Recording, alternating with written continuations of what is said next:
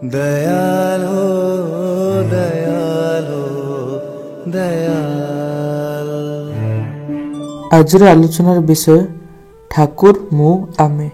मनीष को भल पाइबा ए जुगर एते कठिन कार्य ताहा आमे मर्मे मर्मे टेर पाऊ। आघात आसे, उपेक्षा आसे, व्यंग विद्रूप कटाक्ष शुणिबाकु हुए। सेथिरे ही आमे दबी जाऊ, रागी जाऊ, क्षीय छिंडई पकई थाऊ। जाजन करी निजर दल भारी करिवाटा ही किंतु उद्देश्य नुहे। असल उद्देश्य हैला मनीषर मंगल। जणे मनीष दीक्षा नेले ही जे तार सबु समस्या मेंटी गला ता नुहे। जाजन भितर देई नित्य संशोधन और संस्कार न घटिले मनीष क्रमे क्रमे शिथिल हो जाए। सुतरां जाजन मुखर रहिबार प्रवणता आम मानंकु सबु समय चेतन रखिबार सहायक। महाजीवन जाजनहीन जोजन जे अनेकटा ही अर्थहीन होई पड़े तार कारण मनीष भितर गोटे इष्टानुग कथा को धरी रखे आउ ता नाम ध्यान रे मन संजोग आने अति द्रुत भाव। एइटा न घटिले जाजन बा नाम ध्यान हुए कंटाए कंटाए नियम रक्षा परी। एथिरे रस मिले ना। जाजन मान हेउची नियत निजर संशोधन, निजर चरित्र को अनाबिल और दोषमुक्त करी तोलिबार चेष्टा, निज भितर इष्टंक प्रति टाण जगाई तोलिबा। जाजन रे अग्रसर हेले मनीषर आखि, मुह, चेहरा एवं चरित्र ही कथा कहे। मुहरे से कथा न कहले भी जाजन रे सार्थक हेबा पई आहुरी भी गोटिए कथा स्मरण रखिबा दरकार। ताहेले आग्रही मन काहार भी प्रति कोनोसी मनोभाव रहिले, काहार भी प्रति विद्वेष परायण हेले बा विक्षुब्ध हेले जाजन राहुग्रस्त हो जाए। मु निजे जाजन करने को जाई बारंबार देखिछि। जा प्रति मोर मन प्रसन्न नुहे ता निकट रे जाजन करिबारे भी आलस्य हुए। अनेक को हुए तो जाजन रे अयोग्य बोली बाद दे देछि। लज्जार सहित दुईटी घटना उल्लेख करुछि। मोर घनिष्ठ बंधु कठोर मार्कसवादी। से गोटे समय गुरुकरण को नहीं मृदु थटाहास भी करिछि। मु ता उपरे रागी जाउतिली। बेस केते वर्ष परे हठात से दिने मो पाखକୁ आसी कहिला, हाँ रे दीक्षा नेबा परे कौन कौन करबा को हुए कह तो। मु सुनी आबाक। ता मुहरे दीक्षार कथा सुनिबी स्वप्न रे भी भाबिनी।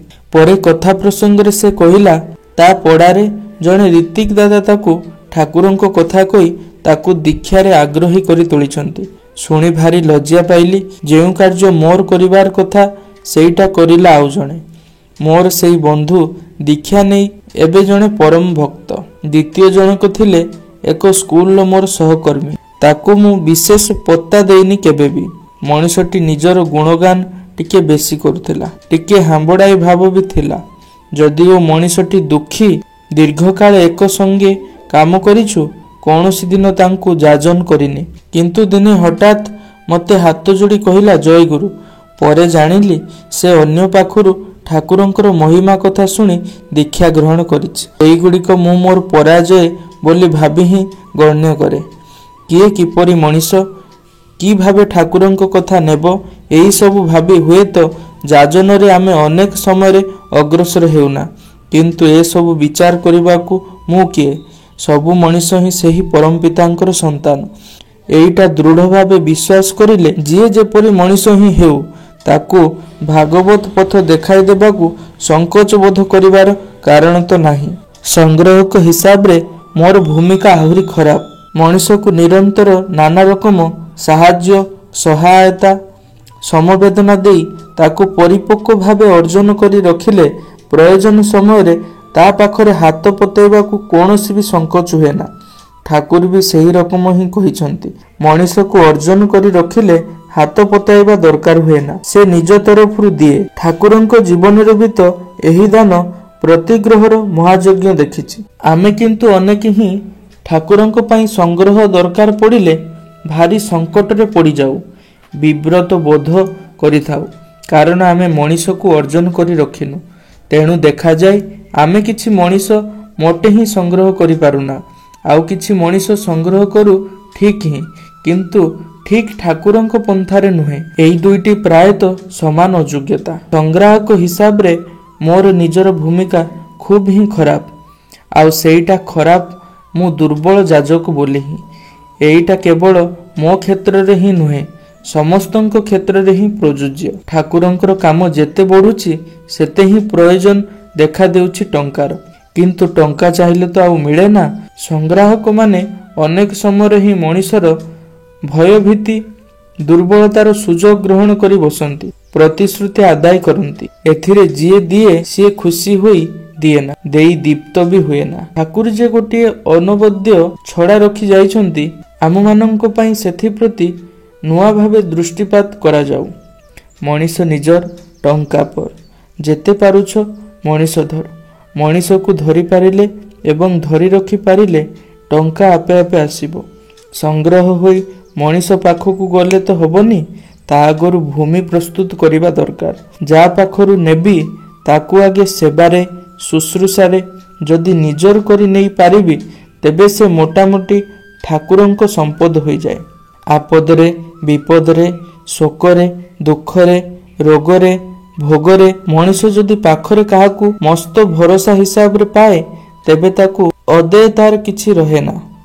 ଠାକୁର ନିଜେ ଯେପରି ହିଁ ଥିଲେ, ଠାକୁରଙ୍କୁ ଦେବାକୁ ମଣିଷର କେବେ ବି କାର୍ପଣ୍ୟ ଦେଖିନି। ତାର କାରଣ ମଣିଷ ଚିହ୍ନି ପାରିଛି।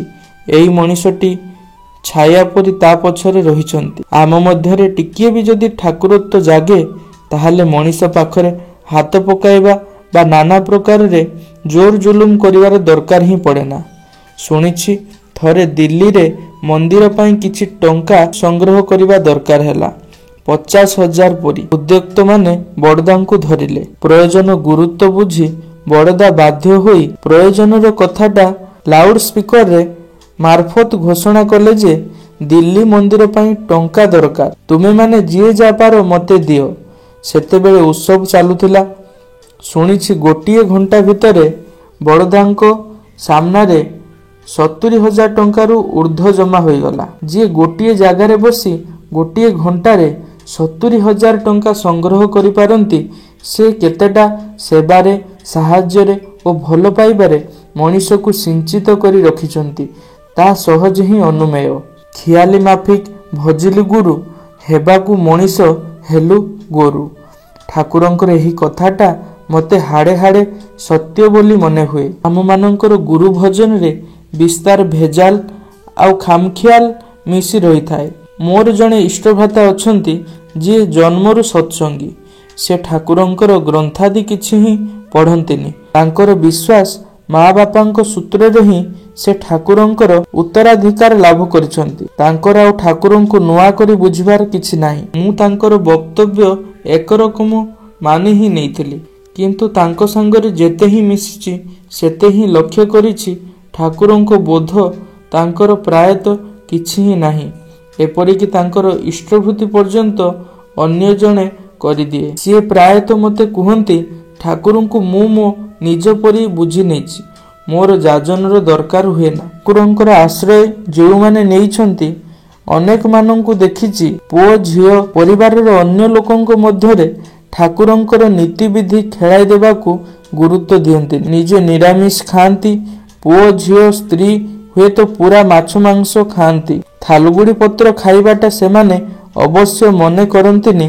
ପରେ ଏହି ସବୁ ପରିବାରର ପୁଅ ଝିଅ ଆଉ ଠାକୁରଙ୍କୁ ବହନ କରିପାରନ୍ତିନି। ଅନେକ ବିଶିଷ୍ଟ ରୀତିଙ୍କ ପିଲାମାନେ ଏହି ଢିଲାମେଲା ଚଳଣି ଫଳରେ ଠାକୁରଙ୍କ ପଥରୁ ଦୂରେଇ ଯାଉଛନ୍ତି। ଏଇଟା ସଚରାଚର ଦେଖାଯାଏ। ଠାକୁରଙ୍କ ବିଗ୍ରହ ତିଆରି କରି ଘରେ ତାଙ୍କ ଆସନ ପ୍ରତିଷ୍ଠା କରିଲେ ହିଁ ଯଦି ସବୁ ହୋଇଯାଉଥାନ୍ତା, ତାହେଲେ ଠାକୁରଙ୍କୁ ଏତେ କଷ୍ଟ କରି ବହିପତ୍ର ବାଣୀ ଉପଦେଶ ଇତ୍ୟାଦି ବ୍ୟବସ୍ଥା କରିବାକୁ ପଡ଼ି ନଥାନ୍ତା। ଠାକୁର ଆମମାନଙ୍କୁ ମଣିଷ କରିବାକୁ ଚାହାନ୍ତି ଏବଂ ତା ବି ପୂର୍ଣ୍ଣାଙ୍ଗ ଭାବେ। ଏହି କଥା ବି ଠିକ୍ ଯେ ଆମମାନଙ୍କର ଅନେକ ପୂର୍ବ ଧାରଣା ସହିତ ତାଙ୍କର ଦର୍ଶନ ମିଳେ ନା। ଆମେ ତଥାକଥିତ ଅନେକ ପ୍ରଚଳିତ ଏବଂ ଆଧୁନିକ ଧ୍ୟାନ ଧାରଣା ଦ୍ୱାରା ପ୍ରଭାବିତ ହୋଇ ତାଙ୍କୁ ବିଚାର କରିବାକୁ ଯାଇ ଗୋଟିଏ ମସ୍ତ ଭୁଲ କରି ପକାଉ। ବୁଝିବାକୁ ଚାହୁଁନା ଯେ ଆଧୁନିକତାର ବା ପ୍ରଚଳିତ ଧ୍ୟାନ ଧାରଣା ପ୍ରାୟ ହିଁ ସବୁଟା ହିଁ ଆବିଳ। ତା ମଧ୍ୟରେ କୌଣସି ବି ସାର ବସ୍ତୁ ନାହିଁ।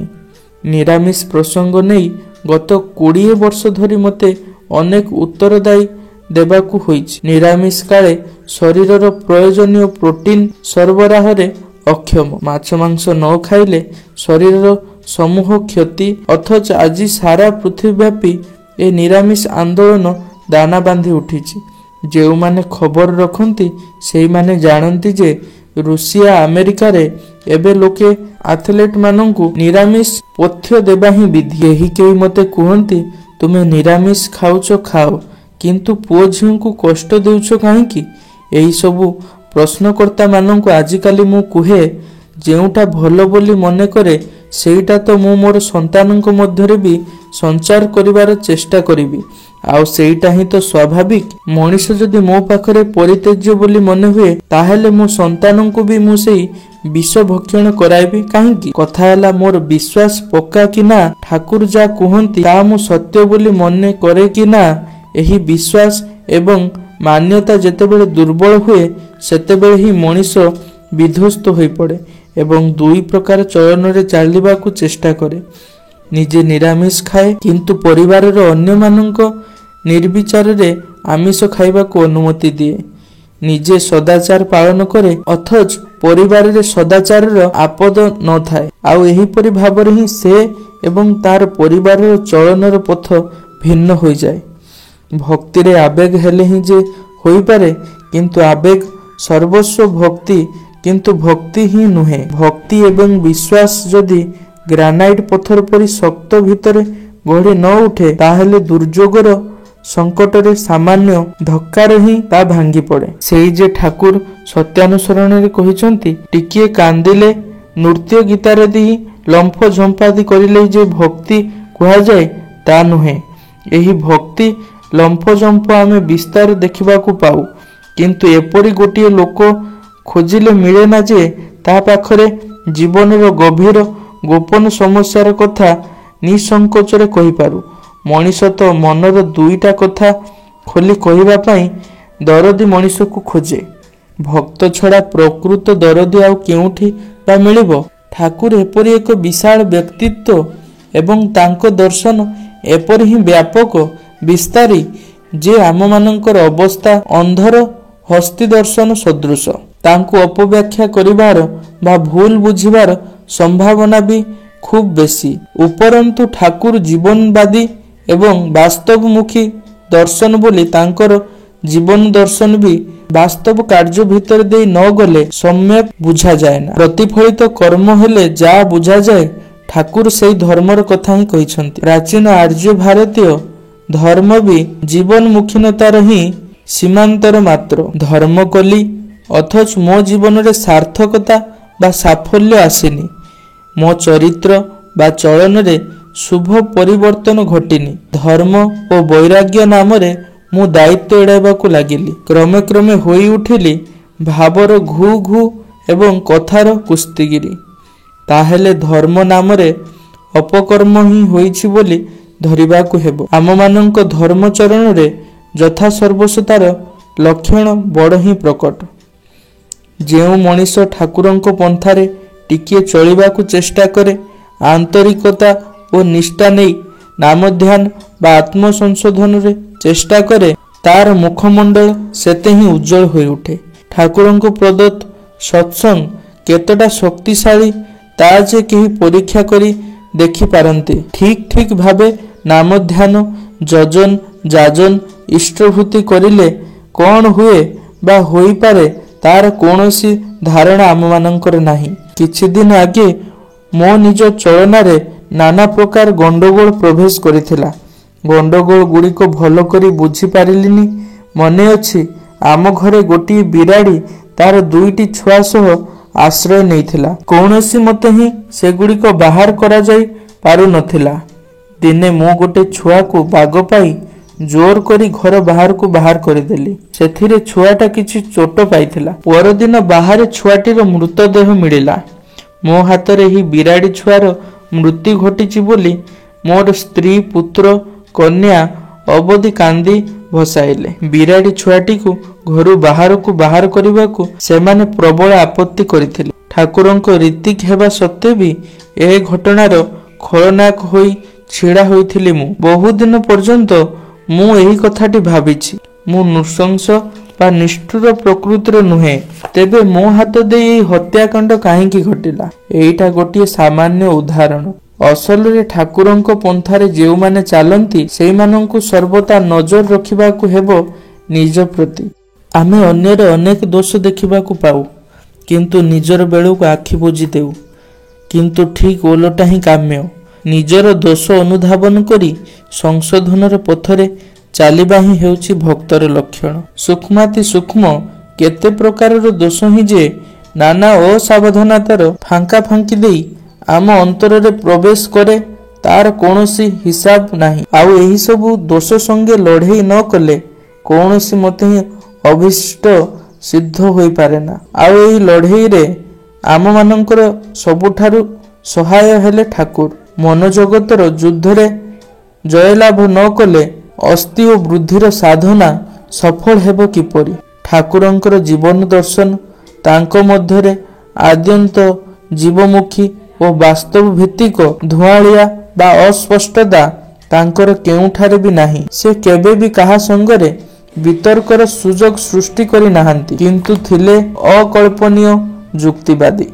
ଏହିପରି ହିଁ ପ୍ରାଞ୍ଜଳ ଥିଲା ତାଙ୍କର ଅବୋଧ ଓ ଦେଖିବାର ଭଙ୍ଗୀ, ଏବଂ ଏପରି ହିଁ ଥିଲା ତାଙ୍କର ସାମଗ୍ରିକତା। ଯେ ଯେଉଁଠାରେ ବି ବସ୍ତୁ ଓ ଘଟଣାକୁ ତାର ପାରସ୍ପର୍ଯ୍ୟ ନେଇ ସମ୍ପୂର୍ଣ୍ଣ ରୂପେ ହିଁ ସେ ବିଚାର କରିଥିଲେ, କେବେ ବି ଖଣ୍ଡିତ ଭାବେ ବିଚାର କରୁନଥିଲେ। ଆଉ ସେଥିପାଇଁ ମଣିଷକୁ ସେ ଗ୍ରହଣ କରୁଥିଲେ ବିଶେଷ ମଣିଷର ବିଶେଷ ପରିପ୍ରେକ୍ଷୀରେ ଏବଂ ବୈଶିଷ୍ଟ୍ୟକୁ ନେଇ। ଆଉ ଏଥିପାଇଁ ହିଁ ସେ ମଣିଷର ସର୍ବୋତ୍ତମ ଚିକିତ୍ସକ, ଶରୀରର ଏବଂ ମନର ବି, ଚରିତ୍ର ଓ ସତ୍ତାର ବି। ତାଙ୍କୁ ଅବିଶ୍ୱାସ କରିବାର କିଛି ହିଁ ନାହିଁ। ତାଙ୍କ ପ୍ରଦତ୍ତ ସତନାମ, ତାଙ୍କ ପ୍ରଦତ୍ତ ସଦର୍ଶନ, ତାଙ୍କ ନିର୍ଦ୍ଦେଶିତ ସାଧନା କେତେ ହିଁ ପ୍ରତ୍ୟକ୍ଷ ଭାବେ ଫଳପ୍ରସୂ ଯେ ଅନ୍ୟ ମୁଖରେ ରାଗ ପାଇବାର ବି ଦରକାର ହୁଏ ନା। ନିଜେ କରିଲେ ହିଁ ହାତେ ହାତେ ଫଳ ପାଇ ହୁଏ। କିନ୍ତୁ ଏହି ସ୍ୱଳ୍ପ ବିଶ୍ୱାସ ବା ଅବିଶ୍ୱାସର ଯୁଗରେ ମଣିଷର ମନ ଏତେ ହିଁ ଦୁର୍ବଳ ଓ ସନ୍ଦେହାନୁକୂଳ ହୋଇ ଉଠିଛି, ସେମାନେ ଯାହା କରନ୍ତି ତାହା ଦୁର୍ବଳ ଭାବେ କରନ୍ତି। ଫଳ ବି ହୁଏ ଅଧାଳିଆ ବା ଚଉଠେ। ଆଜିର ଭିଡ଼ିଓ ଏଇଠି ସମାପ୍ତ କରିବା। ଏହି ଭିଡ଼ିଓ ଦେଖୁଥିବା ସମସ୍ତ ଗୁରୁ ଭାଇ ଓ ମା ମାନଙ୍କୁ ଆନ୍ତରିକ ରା ଓ ଜୟଗୁରୁ ନିବେଦନ କରେ। ପରିଶେଷରେ ସମସ୍ତଙ୍କର ଶାନ୍ତି, ସ୍ୱସ୍ତି, ସୁଦୀର୍ଘ ଇଷ୍ଟମୟ ଜୀବନ କାମନା କରି ଆଜିର ଆଲୋଚନା ଏଇଠି ଶେଷ କରୁଛି। ଜୟ ଗୁରୁ।